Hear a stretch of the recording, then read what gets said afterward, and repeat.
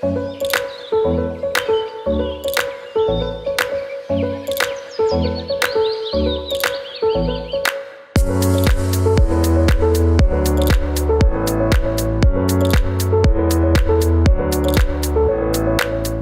guys, hope y'all are having a great day today. My name is Josh Koerner, and in this video we're going to be talking about 3-point lighting.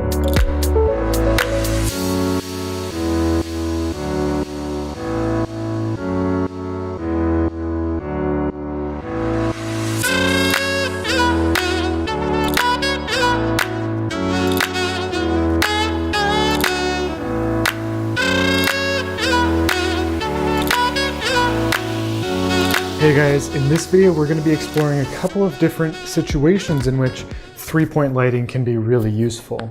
For now, we're going to stick to the studio because I got it all set up. To start with, I feel like the big thing that a lot of people just don't get, right off the bat with 3-point lighting is that it's about control. With 3-point lighting, you have the most amount of control out of all of the lighting setups that you could possibly have with fewer than 3 lights, right? And that's because you get to control some emotion and trust in your subject with your fill. You get to really dial in your key, and then your hair light allows you, or rim light or backlight, whatever, allows you to really pop in detail into shadow regions and backgrounds. So you're able to manipulate the way that your subject is lit to a much greater extent with 3-point lighting than with 2 or with 1. And that's really the important thing when you're thinking about how do you want to light your subject. Do you want the most amount of control? Do you want a more budget approach?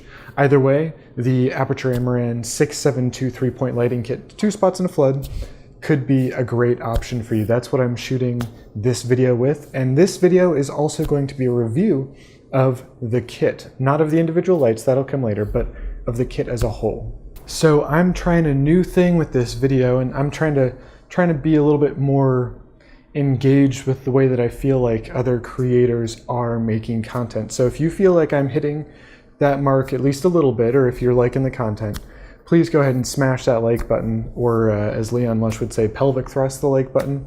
That's a little bit aggressive for me, but it does make me laugh every time. So, and if, of course, you're disliking it, go ahead and do that too. I really appreciate the feedback either way. It'll help me make better content for you. So let's just go really quick through the basics of 3-point lighting, and then we can start talking about how we manipulate that for different reasons, right? So my key is above me, off axis to the camera, pointed down, and that's so that I can avoid some really harsh glare in the glasses, and so that it's gonna, from above is the best way to light a human face. It's kind of a truism. I got my fill off axis to both the camera, perpendicular to the camera, and off axis to the key, and that's so that it can fill in the shadow regions that the key creates. Finally, my hair light is above me, and I want it for my hair, woo! But you can also use it to as a rim light. You can put some extra special highlight detail across a temple. You can use it to light your background. It doesn't really matter. There's infinite combinations of a lot of these, right? But I like to be able to add detail into shadow regions because I feel like that's what I see happening in major production houses, and that's the look that I'd like to try to emulate with my video.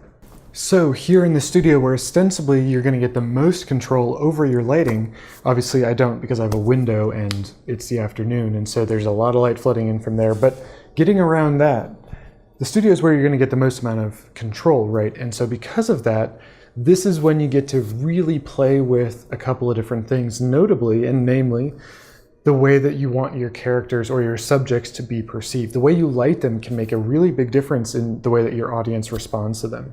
Specifically, I'm going to be using my fill light to affect that perception. So if I just go ahead and turn that off, now there's a whole bunch of shadow across part of my face, and that puts me in a moral dilemma, right? It makes me, it shows more than says that I am out of touch with society. If you're in a horror movie, it's internal conflict. If you're, Kylo Ren in The Last Jedi, it's so many different things. It's fundamentally light versus dark, right? What is light and what is dark will be up to you, the filmmaker or creator or interviewer, whatever, to determine, but that is the struggle that's going on.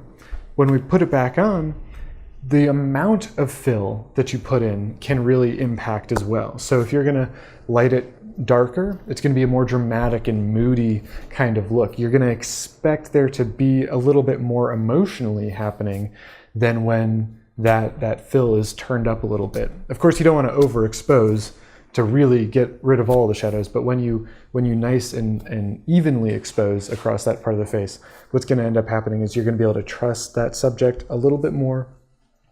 You're going to be able to empathize with them a little bit better, and you're also not going to be communicating to your audience that, you know, this is a point in the story or in the content of any description that you need to be feeling a little bit more tense with. So the reason why we want 3 points of light is for a certain amount of professionalism, right? To kind of break through the barrier of consumer and hobbyist level lighting and production quality, and really emulate movie studios and production houses and advertising companies so that we can achieve a very professional grade look, as well as professional levels of workflow efficiencies and output quality. With this 3rd point of light, it makes such a big difference with how much you can control the scene and can control the lighting.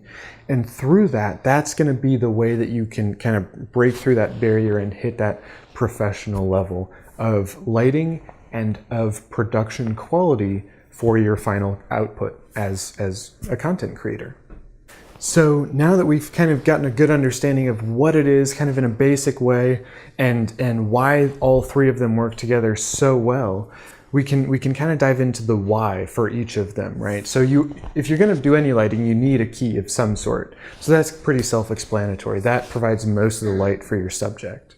When we're talking about the fill, though, the fill is really important for building in your emotional content, the amount of trust you have in a character or the person you're interviewing. So the reason why we have this 3rd point of light is for a more professional output, for a more efficient workflow, and for a quality of output that will really help you stand apart from the rest of people making content. You look at a lot of creators on the platform and they're gonna have one big point of light, and they're going to use, they're going to spend all their money on one light, and that's fine, but it is going to kind of really change the way that creator can be creative, because it's about control, and you can get the most control with 3-point lighting, and in my opinion, with the Aputure Amaran 672 3-point lighting kit.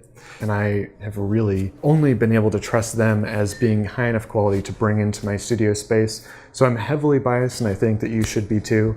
So yeah, that's it for this video. Thank you very much for your time and for your attention, and I'm looking forward to seeing you in the next one.